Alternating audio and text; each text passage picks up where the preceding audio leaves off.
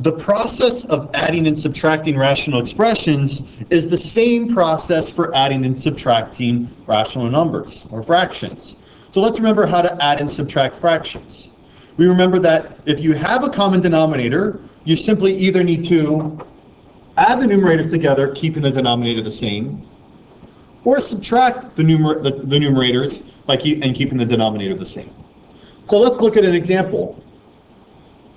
11 over 8 minus 5 over 8 share a common denominator of 8. So all I need to do is subtract the numerator.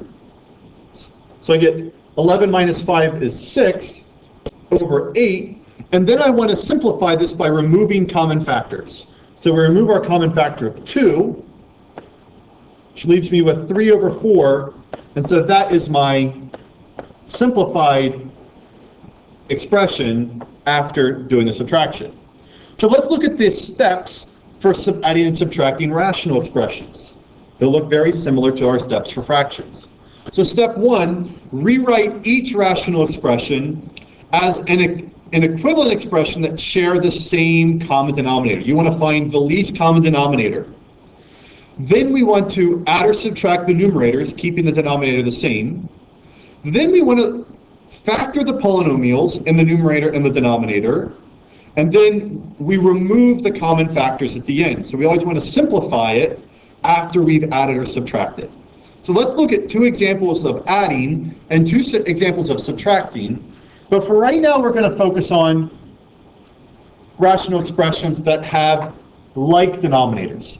In the next lesson, you'll learn how to add and subtract rational expressions that have unlike denominators. It's a process that's a bit more involved. So let's look at first examples of how to add.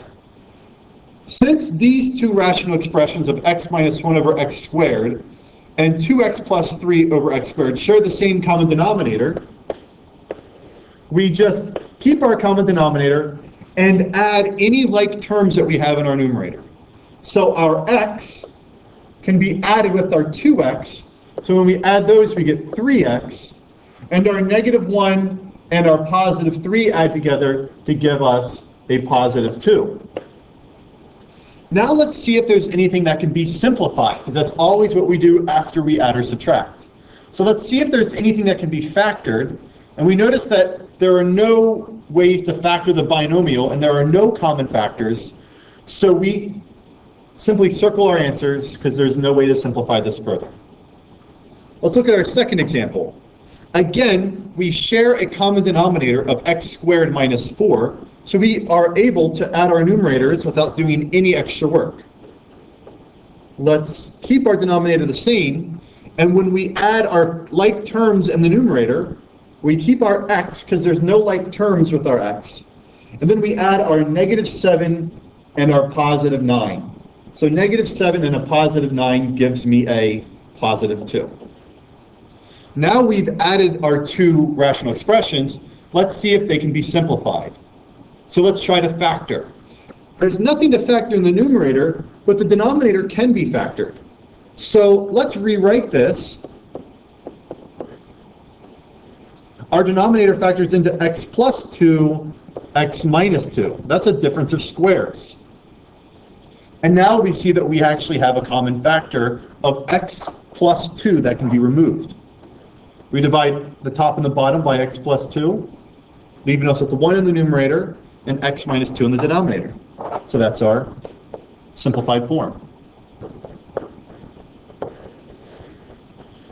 Let's quickly do 2 examples of subtraction. And you'll notice that it's very similar, but there's one piece you need to be careful about when subtracting. So let's look at this together. In our third example, we have a common denominator again. So we're going to be able to keep that common denominator and subtract right away. But make sure that when you're subtracting both terms of that second denominator. So in other words, this subtraction sign is going to go to the x and to the negative 8. So let's do 2x minus x will give us 1x. And then when we do our negative 3 minus negative 8, our minus negative 8 becomes a plus 8. So it's going to be negative 3 plus 8 which ends up giving us positive 5. Now we see if we can simplify anything, and you'll notice that they share a common factor of x plus 5 in the top and bottom. So we remove those common factors, which leaves us with 1 over 1, which is just 1.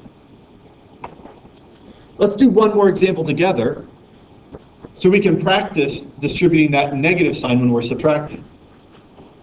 So our denominators, again, are like. They share x minus 3, so I keep my denominator the same. And in the numerator, I don't have any like terms, so I'm going to write my x squared.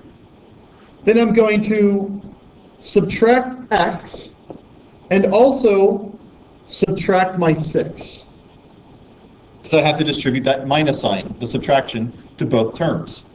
Now let's factor and cancel if possible.